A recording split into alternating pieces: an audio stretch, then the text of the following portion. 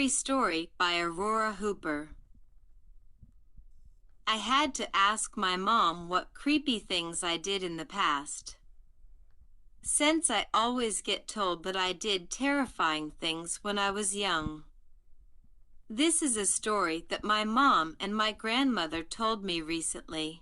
When I was about 3 years old, my grandmother would go to sleep in my room since I had a big bed and I was really small for my age. I had these shoes that made a clicking sound when I walked at the time. My mom heard me walking at 4 a.m. in the morning, and so did my dad. My mom got up and saw me playing with a doll. She took me to my room and holding my hand. My grandmother got up and slapped me and grabbed my mom's hand. She pulled her and pushed me away from her. She told my mom that I was still asleep in my bed. It was a few hours later and my dad woke up, and so did I.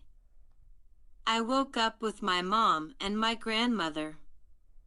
They told my dad what had happened.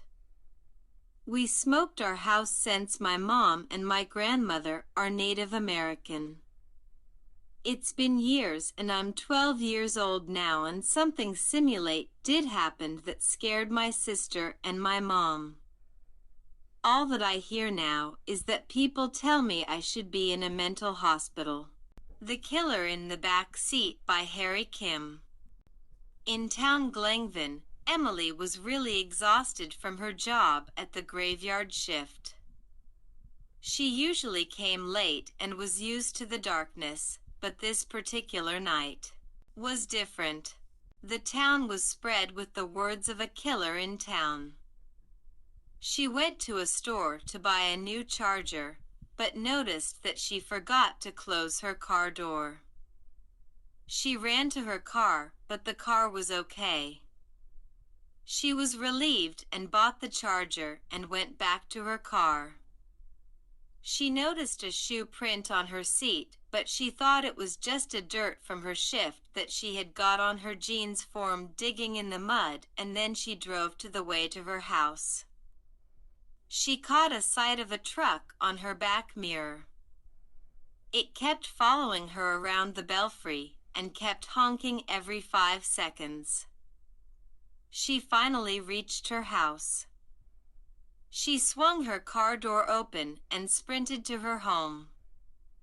There was shouting and metal clanging like someone was fighting.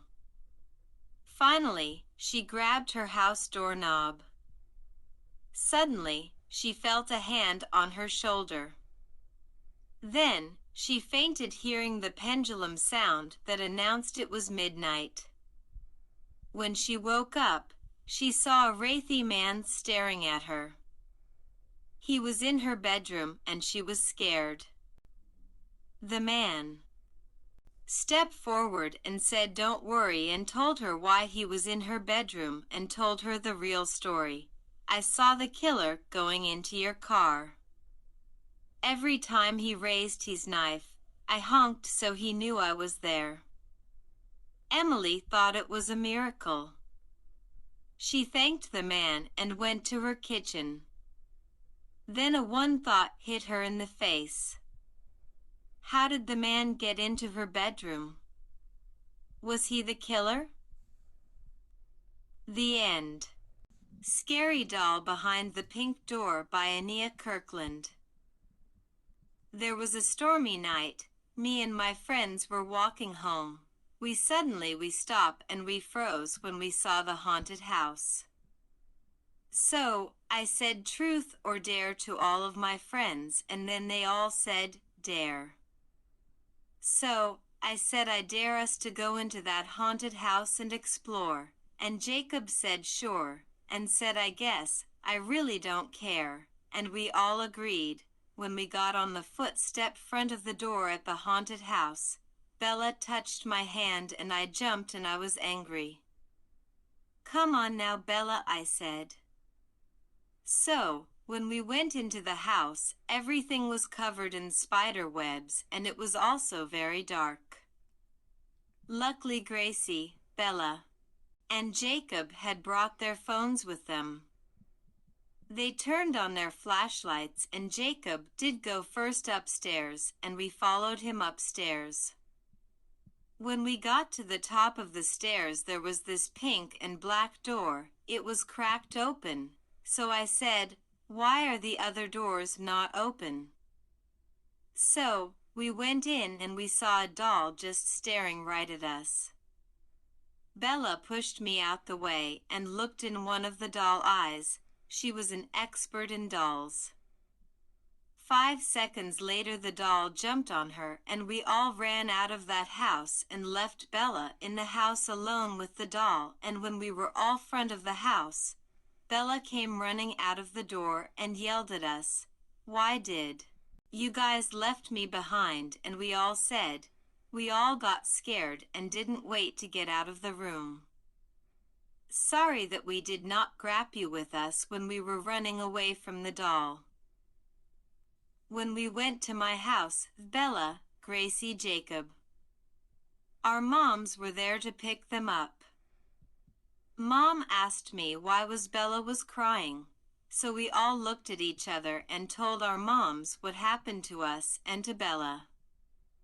What happened after we told our moms was that they all bust out in tears and hug us. From that day to now we never went to that house again.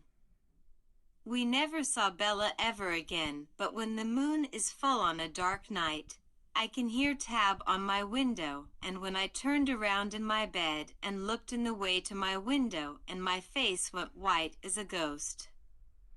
I saw Bella standing outside my window and she was different. She had dark hair and was in a white nightgown, but the scariest thing of it all was when called me name, "Let me in, Sarah, it's cold outside, please let me in."